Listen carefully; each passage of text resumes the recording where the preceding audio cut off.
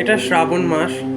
আমরা প্রত্যেক শ্রাবণ মাসের সোমবারে শিবের মাথায় জল ঢালতে যাই এবং বাবা ভোলানাথের জন্য বহু দূর থেকে বহু বহু ভক্তগণ আসেন এবং বাবার মাথায় জল ঢালেন। আজকে আমরা এই শিব তত্ত্ব নিয়ে কিছু আলোচনা করতে চলেছি।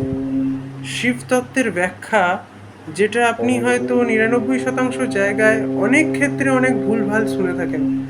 আজকে সেটাকে একটু রেকটিফাই করবার জন্যই আমি একটা ব্যাখ্যা দিতে চলেছি, যে শিবতত্ত্বের ব্যাখ্যা খুব রেয়ার থেকে রেয়ারেস্ট কেসে মানুষের ভিতরে শোনা যায়, আর যেটাকে হুট করে উড়িয়েও দেওয়া যায় না এই ধরনের ব্যাখ্যা। ভগবান মহাদেব মানে সাক্ষাৎ শিব, যাকে অনন্ত বলা হয়, অদ্বিতীয় বলা হয়, অসীম বলা হয়, অবিনশ্বর বলা হয়, শাশ্বত বলা হয় এবং নিত্য সনাতন বলা হয়। এর মিনসটা বলে দিচ্ছি। অবিনাশী মানে যাকে বিনাশ করা সম্ভব নয়।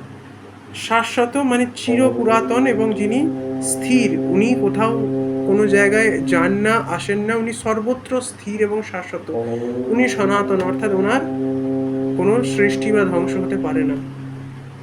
তো অদ্বিতীয় অর্থাৎ উনি উনি উনি সর্বশ্রেষ্ঠ, ওনার তুল্য কেউ নেই এবং দ্বিতীয় কেউ নেই, ওনার সম দ্বিতীয় কেউ নেই, সেই জন্যই ওনাকে অদ্বিতীয় বলা হচ্ছে। অর্থাৎ এই যে বিষয়টা আমি এক্ষুনি বললাম, মানে অদ্বিতীয়, অনন্ত অর্থাৎ ইনফাইনাইট, এগুলো কি আমরা পদার্থের জগতে কিছু দেখতে পাই? মানে আমরা এই পদার্থের জগতে যা যা কিছু দেখি, যে কোনো বস্তু দেখি, যে কোনো মানুষ দেখি, যা যা কিছু আমরা এই চোখ, কান, নাক, মুখ, মানে নাক ইত্যাদির দ্বারা যেগুলো কিছু উপলব্ধি করি এবং ত্বকের দ্বারা যা যা কিছু আমরা উপলব্ধি করি, এই উপলব্ধি করা বিষয়গুলো কি এই অবিনাশী, শাশ্বত, চির পুরাতন, সনাতন, নিত্য, স্থির ইত্যাদির মধ্যে কিছু পড়ে? পড়েই না। কেন পড়ে না? কারণ এগুলো কি পদার্থের জগৎ বিনাশশীল। আপনি চোখ দিয়ে তাকিয়ে যে কোনো জায়গায় দেখুন, দেখবেন সেই বিষয়টারই বিনাশ আছে, সেই বস্তুটিরই বিনাশ আছে, সেই মানুষটিরই বিনাশ আছে। আপনি কাউকে অনুভব করুন, দেখবেন সেই প্রত্যেকটা ক্ষেত্রে আপনি পদার্থের জগতে শুধু বিনাশই বিনাশ দেখতে পাবেন, কারণ এটা শুরু আছে তাই শেষ আছে।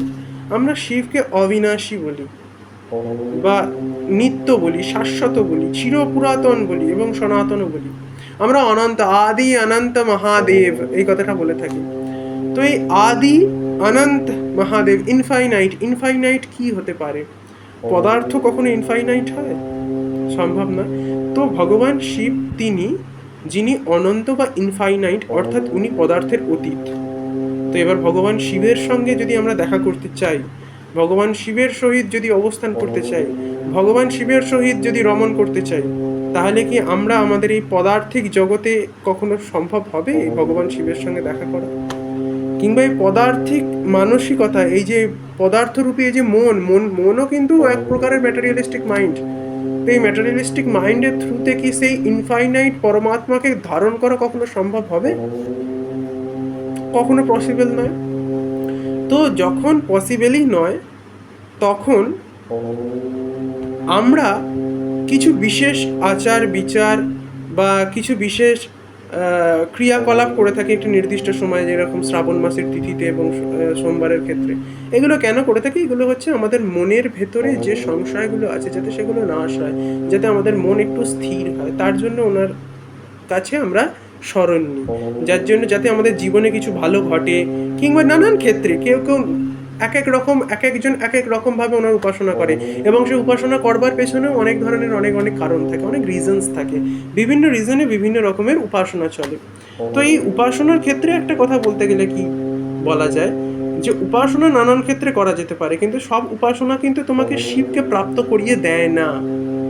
যদি আমরা শিবের সহিত সাক্ষাৎ করতে চাই, যদি শিবকে সম্পূর্ণভাবে অনুভব করতে চাই, যদি শিবেতেই রমণ করতে চাই, তাহলে কিন্তু আমাদের উচিত যাতে আমরা পদার্থের জগতের অতীত কিছুকে খোঁজার চেষ্টা করি, অর্থাৎ অতীন্দ্রিয় জগতের কিছু, মানে ইন্দ্রিয়ের কোনো কিছুই, মানে চক্ষু, কর্ণ, নাসিকা, জিহ্বা, ত্বক, এই ইন্দ্রিয়ের কোনো কিছুর দ্বারাই আমরা শিবের শিবত্বকে অনুভব করতে সক্ষম নই।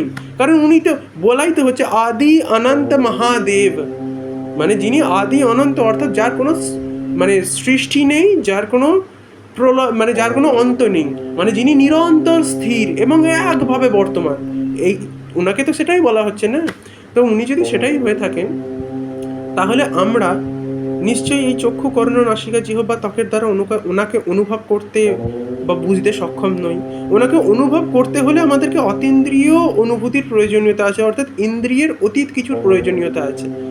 তার জন্য উচিত আমাদের কোথাও না কোথাও এমন কিছুর খোঁজ করা যেটা এই পদার্থের অতীত। আমরা কি সেটা খোঁজ করি? করি না। যদি করতাম তাহলে প্রত্যেকটা দিনই আমাদের কাছে শ্রাবণ মাসের সোমবারের মতো হতো।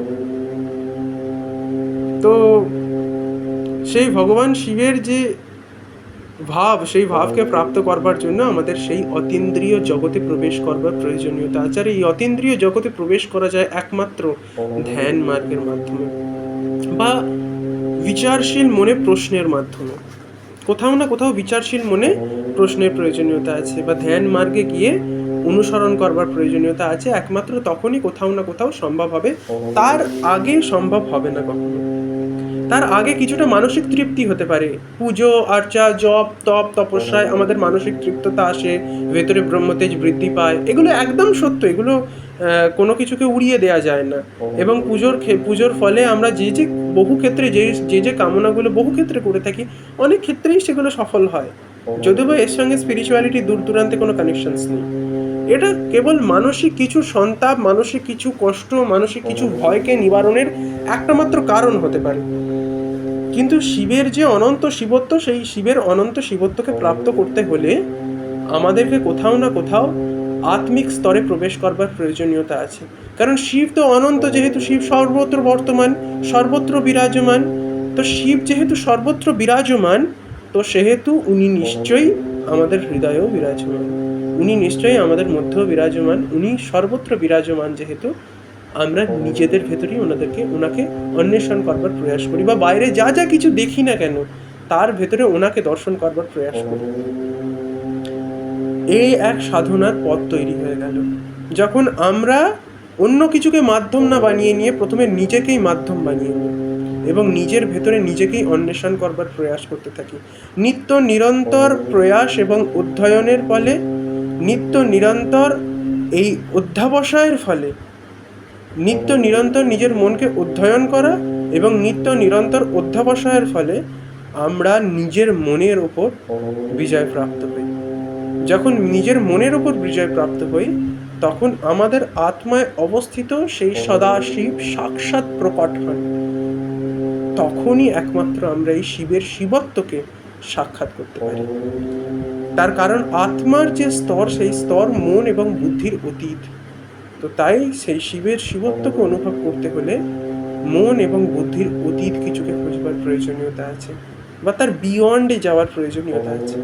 এটাই একমাত্র সাক্ষাৎ শিবের শিবত্বের সঙ্গে আমাদের একটা সমন্বয় ঘটাতে সাহায্য করে। বাকি বাইরের যেসব ক্ষেত্রগুলো, সেগুলো মানসিক শান্তির জন্য, ভক্তির জন্য, কিছুটা মানসিক প্রশান্তির জন্য, এগুলোর জন্য অবশ্যই এই বাইরের ক্রিয়াকলাপেরও প্রয়োজনীয়তা আছে। শ্রাবণ মাসের সোমবারে জল ঢালারও প্রয়োজনীয়তা আছে, মানসিক একটা ভারসাম্যের জন্য এগুলো করবার ডেফিনেটলি প্রয়োজনীয়তা আছে। কিন্তু আমার বলা যে তত্ত্বটি, যে শিবের শিবত্ব, সেই শিবের শিব তত্ত্বকে জানবার জন্য একমাত্র রাস্তা কিন্তু